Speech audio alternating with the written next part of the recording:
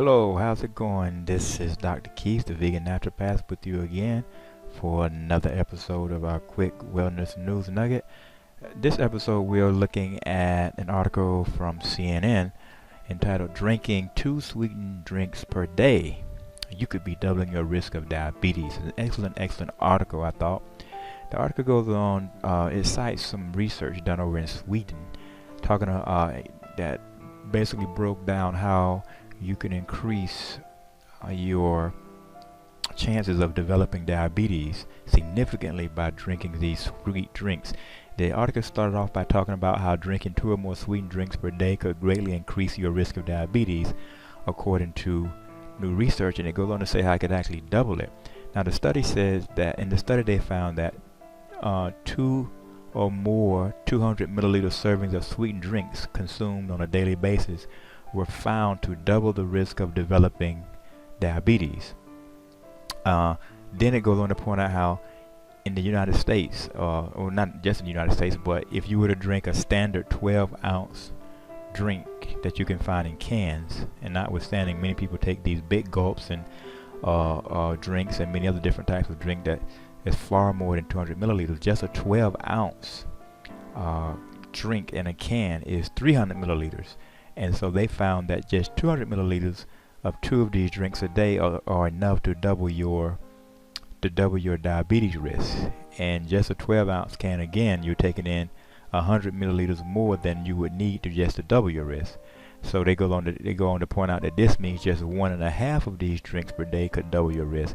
Now think about if you're drinking big gulps or 1 or 2 big gulps, or drinking more than a couple of cans of these sweet drinks a day. It could very get to the point where you're going to almost be guaranteed to develop diabetes. This could also help us understand why there's such a surge of diabetes in the U.S. and around the world. The article goes on to point out how it says, but more importantly, the level of risk was about the same regardless of whether the drinks use sugar or artificial sweeteners.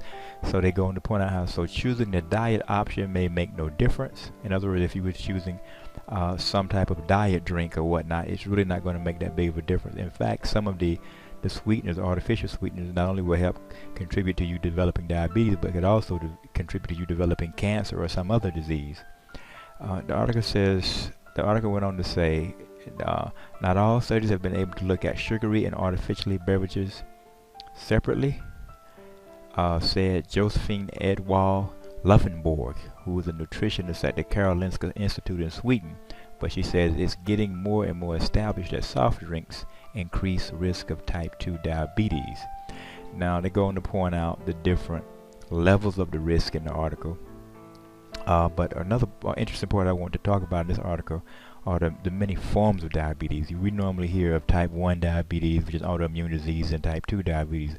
But the article points out here that using data from, and I'm quoting now, from more than 2,800 people included in a Swedish population study, Loeffenborg and her team looked at the amount people reported drinking sweetened beverages in questionnaires among groups with type 2 diabetes and latent autoimmune diabetes, LADA, and a control group with no forms of condition.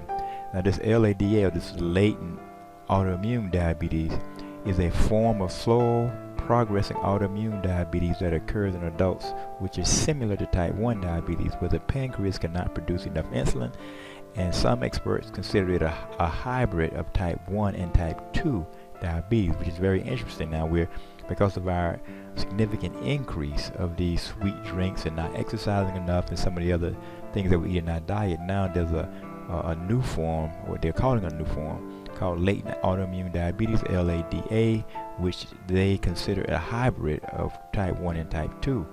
She goes on to say in the article, the lead author of the study says, we wanted to investigate this type of diabetes because not much is known.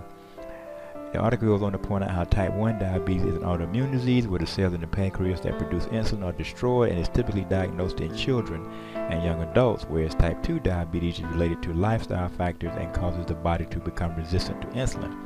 LADA sits in between the two. LADA, the article goes on to point out, is not routinely diagnosed, according to the chief author of the study, as it requires extra testing to identify autoimmunity, so it's hard to estimate the prevalence, she said. She went on to say, the article goes on to say, it is estimated that 9% of type 2 diabetes diagnosed among Europeans would be positive for autoimmunity resembling LADA. She says, the article goes on to say rather that based on the data available, the consumption of sweetened drinks using sugar or artificial sweetener show these proportional links to increased risk of diabetes in both forms. I said that earlier. Before I just mentioned earlier that the increased consumption of big gulps and this drink and that drink and the different sweeteners and the amounts that we're drinking are together with the sweetened foods we're eating and not exercising and not eating or just healthy diets overall. Of course, we're going to see an increased amount of type 2 as well as this new hybrid form of LADA. The article says that more than 29 million people were reported to have diabetes in the United States in 2012, and globally about 415 million people. So again, there's 29 million people in the U.S. have been reported to have diabetes. Now this does not take into account those who are insulin resistant or maybe even pre-diabetic. Finally, the article asks the question, why does this happen? It says the underlying biology behind this increase in risk is not fully understood, but Laufenberg has some theories, including that the increased calorie intake from these drinks increase the likelihood of obesity, which is a risk factor for diabetes. I agree with her wholeheartedly. I don't really understand how they can say it's not fully understood when the increase of the disease parallels the increase of the intake of these drinks, etc. You can read the entire article. It goes on to talk about other key factors that are involved. It can be found at CNN. Thank you for listening to this episode of your quick wellness news health nugget. I'm Dr. Keith, the vegan naturopath. Be sure to subscribe or make any comments in the box below, whether you agree or disagree. Let us know. Thank you again for listening, and until next time, take care.